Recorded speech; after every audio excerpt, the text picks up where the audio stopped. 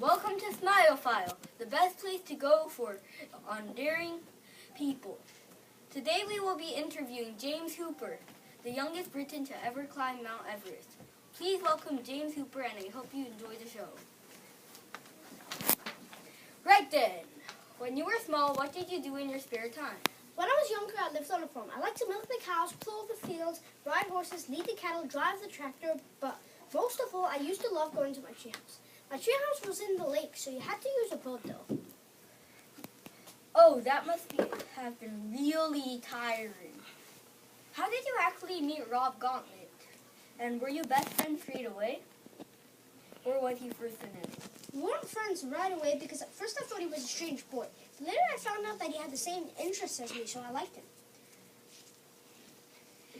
I thought you were friends right away, but good knowing.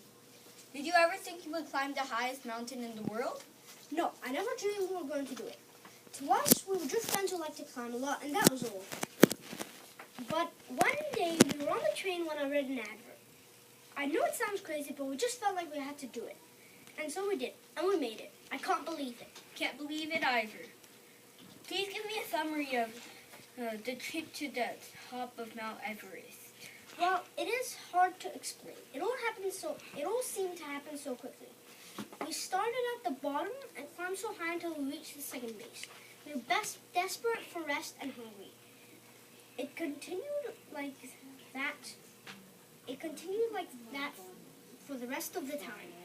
But when we reached the top, we knew it was worth it. On the way down, we had a few scary moments. We slipped and nearly fell to our deaths. So you mostly enjoyed it, right? What good feelings did you have when you were climbing towards the top of the world? I felt like I was making progress for like the first 5 weeks, and I was really enjoying the climb.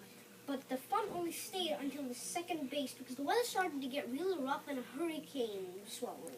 And there was a hurricane swelling up. That must have been really scary. Tell me which luxuries you missed the most while climbing the biggest mountain in the world. I miss my treehouse, and I still do. I also miss my dad and mom, the farm, and the usual world in particular. I miss my old loyal teddy bear, Sir Barky Jr., too. But that's another story.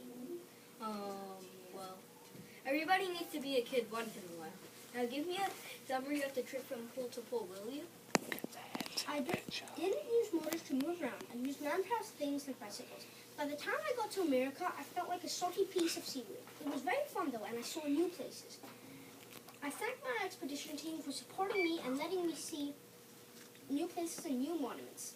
I also thank my sponsors for letting me do new things such as pole to pole. We thank you for showing so many people that no matter what, everything is possible on your Adidas commercial. Inform us on what kind of transportation you used and which one was your favorite. I used boats, skis, slides, bicycles, and walked a lot.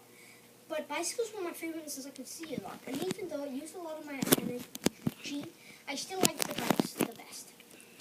I like bikes too, but what was the most tiresome part of the adventure? Always the biking, although the sail around the Pacific Ocean was hard because the biking took a lot of energy, and we didn't want to use all our water on the same thing, so we had little energy when it came to biking. Okay then, tell me what will you do next and why? We are thinking about going to the Amazon rainforest and surviving a year with only things come from dangers, like spears, fire, and etc. Thank you very much for coming, and we hope you succeed on your next adventure. We'll see you next time.